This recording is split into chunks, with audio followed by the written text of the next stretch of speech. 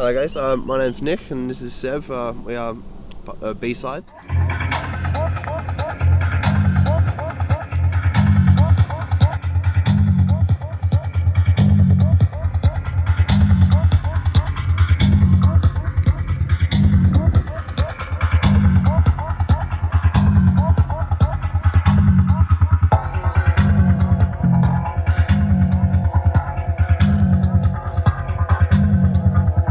City and all the parties that go on and all the big venues are like the A-side sort of parties, and then all the bush parties are like, the bush parties, the B-side. So I like to think of the underground world as a sort of the B-side of music, Been drumming for a very long time. Just being there and hearing psytrance and particularly high tech for the first time in my life, and just being absolutely stunned by it. Oh my god, there's like this whole other realm of music that I've never even touched. Being a fairly new entrant into the Doof community, I'm just like, wow, this community is fucking amazing.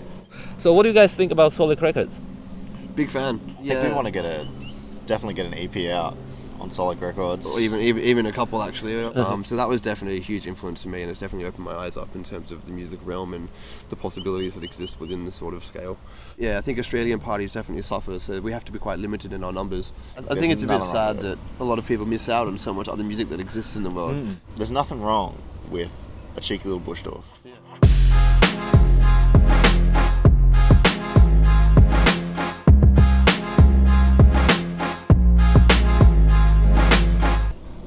Hi everybody from Sydney, Northbridge.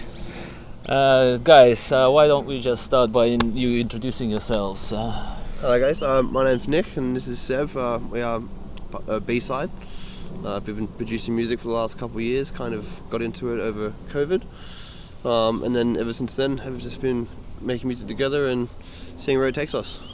Yeah, basically just, locked two people pretty interested in sound and sound engineering and music in general in a house, and for lockdown was like 3 months. This is kind of what comes of it. We came together at a really good time. We were both kind of looking to make some tunes. I was getting into it, Nick's been wanting to do it for a while.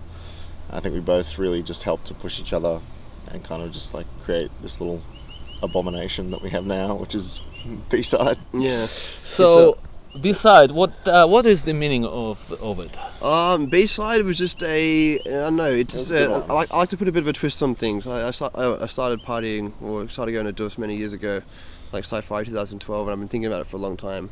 And I've always thought the doof is kind of like the beast, albums have an A-side and a B-side, whereas I feel like the city and all the parties that go on and all the big venues are like the A-side sort of parties, and then all the bush parties are like the bush parties, the B-side. Right. So it's like the other side of the spectrum in terms of the electronic music world. So I like to think of the underground world as a sort of the B-side of music, Yeah. And that's kind of how the name kind of came into show. So when did you guys meet? How many exact years? Years? 3? 2.5, 3 years. 3 years. Yeah. So basically, how we met was actually pretty funny.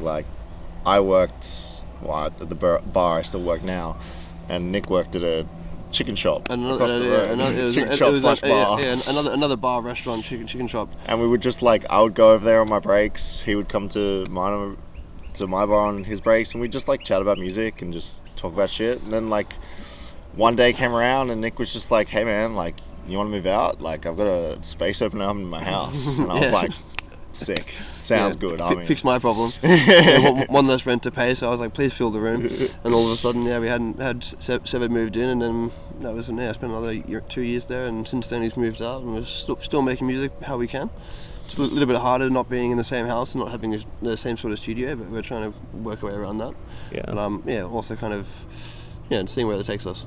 So you started producing pretty much when you met, but guys, can you tell me a little bit about how did your music interest start, or when did your music journey begin? I'm sure it was much earlier than 3 years ago. For me, it was definitely back at Sci-Fi 2012. I remember just being there and hearing psytrance and particularly high tech for the first time in my life, and just being absolutely stunned by what is this sort of sound. That must have been 17 or 18 at the time. And then I think a few of my first biggest artists that really kind of drew me into the scene were like Rhinoceros and Hypnagogue and Spiral Life especially. So those have always been three big influences for me in terms of my music and some sort of creativity and the sort of sound that I like to kind of generate. Since then, it's kind of gone into a bit more of a bit of everything realm. I kind of learned to appreciate the bass music, the dub music, just the prog, the fast, the forest, the high tech. Yes. Yeah, I just love it all. That's great. That's great. That's fantastic. What about you, Seb? So for me, it's a little bit interesting. Like, so I've been drumming for a very long time, and I was always like super into rhythm. And I like, as every, Australian, they listen to like, the fucking Triple J, all the like, the top hits. That's what I was listening to for a very long time. And then basically when I turned 18, I moved to the Netherlands and I lived there for 3 years. And while I was over there, I started really getting into drum and bass music. And that's kind of where like my little switch flicked of like, oh, I actually really like disgusting bass sounds and like all the shit that comes with that. So it kind of just like over the 3 years there, just like getting into parties there, just being like, oh my god, there's like this whole other realm of music that I've never even touched. And then of course like I moved in with Nick. He was like, hey man, like I'm going to this like party, do you want to come? And I was like, sure, like what's the deal? And he's like, it's like out in the bush for 3 days. And I was like, cool, sounds fun.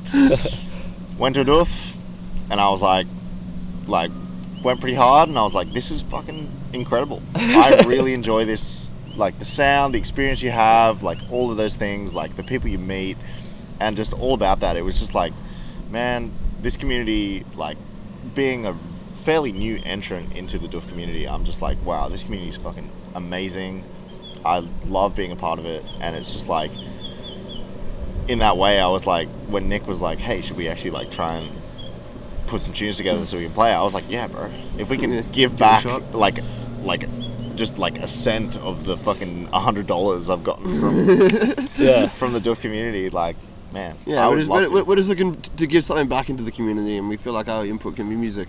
Some people like to help out with do art and creation, and we think we want to give back in this sort of style. Yeah, that's nice. So Seb, Nick said a little bit about his producers that influenced him.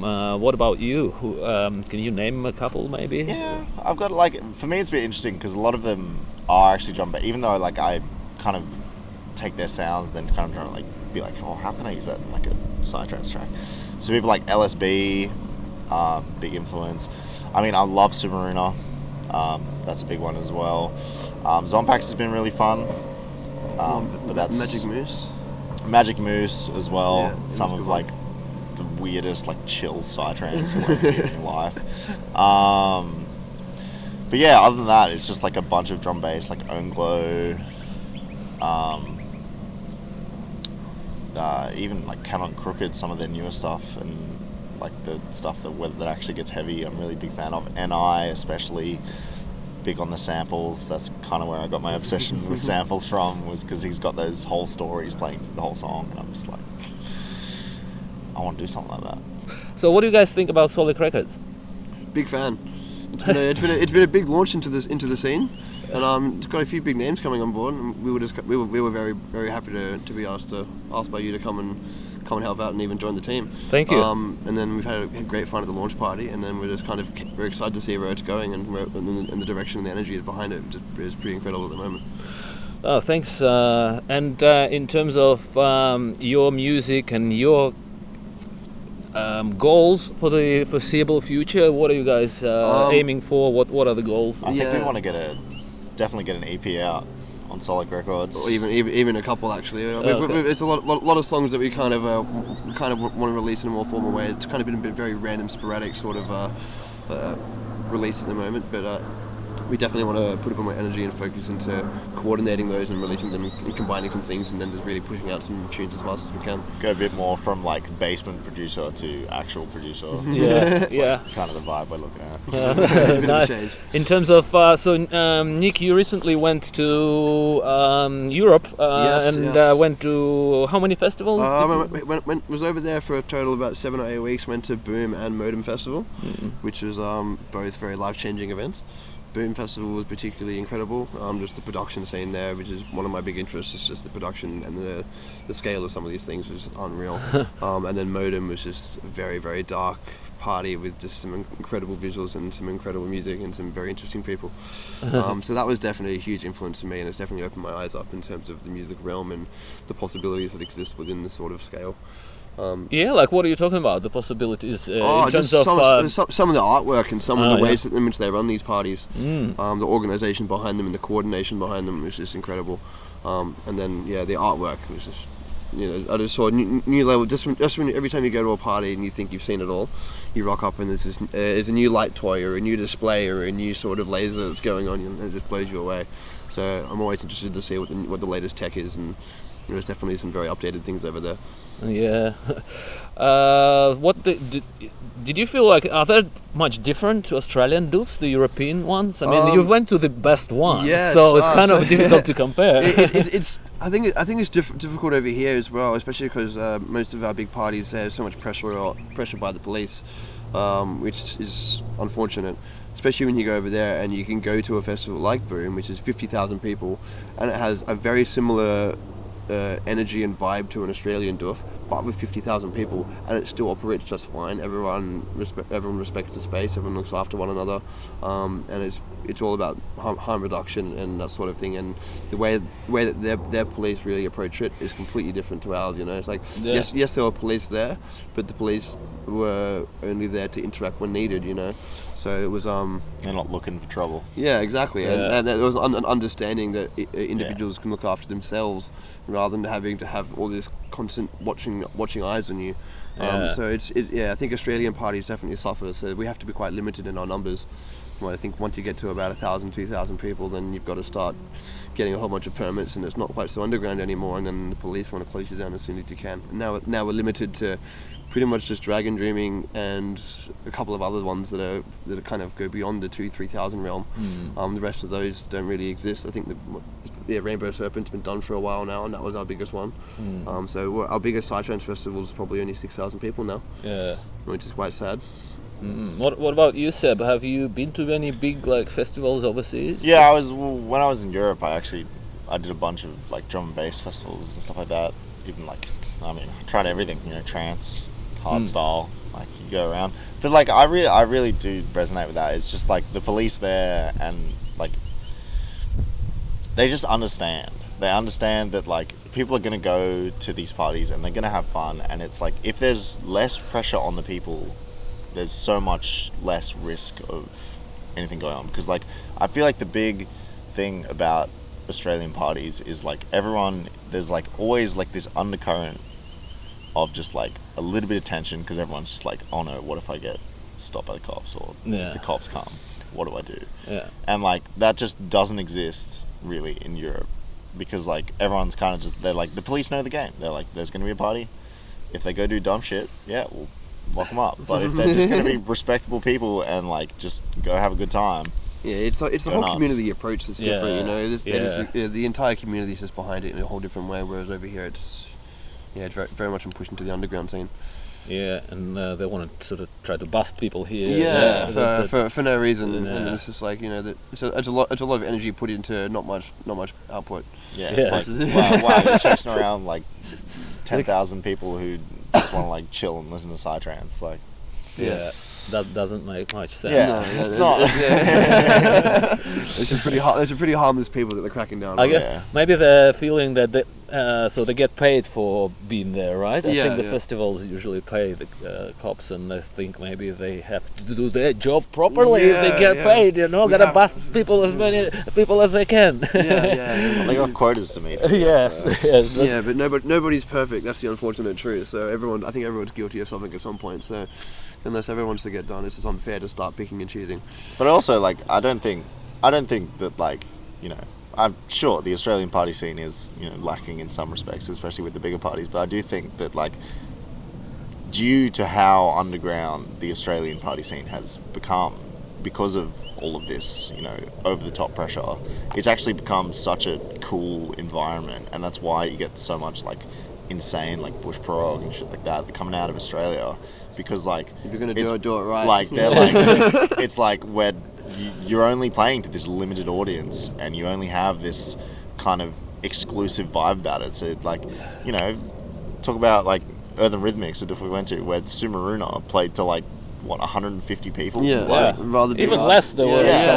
You know, like insane. Like, Yeah. It's such an exclusive experience, which I really appreciate. Yeah, and and it's so personal, and that's why, like, as much as, you know, big festivals are sick, like, there's nothing wrong with a cheeky little Buschdorf. Yeah, with 100 people. I think it's a bit sad that a lot of people miss out on so much other music that exists in the world, because everyone gets stuck in the Triple J top 50s, and you know their radios and the things that's kind of fed through the normal media platform. But there's so much music out there; it's crazy. So I think it's unfortunate that people miss out on some of these music, to be honest. On that note, guys, can you name your this year a newly discovered favorite producer that you have found or you have discovered this year? New one I've discovered at the moment. There's probably 2 or 3. There's Cubex, Zompax, and Persona. It's really been catching my eye. I'm not familiar with Persona, Cubex. Persona, amazing. He's been putting out some very good music, and he's got a couple of EPs put out in the last, I think one out last year, one out this year as well. And then I only found him recently, but yeah, definitely worth a listen. Okay, what about you, Sam? Probably the favorite person I've discovered recently is this guy called Solomon. He has this song called Kalaha Moon, which is like, I don't know, it might be an old song, I have no idea really, but it's just like chunky, it's got like beautiful guitar riffs on it, it is just like the ultimate like kind of slow, just like bit tribal, but like just mad pushy, like kind of that sigh like chunk. That's exactly the kind of music I love. So I was just like, I found that song and I was like, man, I'm gonna rinse this guy's discography. Awesome. Well, I think maybe we had a nice set today. Thanks, guys. We'll probably wrap this up. Yeah.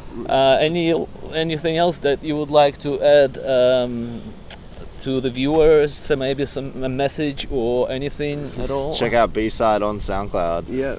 And all our tunes. A lot of music going to be coming into stream in the next couple of months. Awesome. And hopefully some more with Solid Records as well. Thank you. Well, thanks guys for joining me today. Awesome day. Sun came out. Thanks everyone for watching, and stay tuned for more B-side music and for more videos on Solid Professor music. All the best. Okay, Cheers.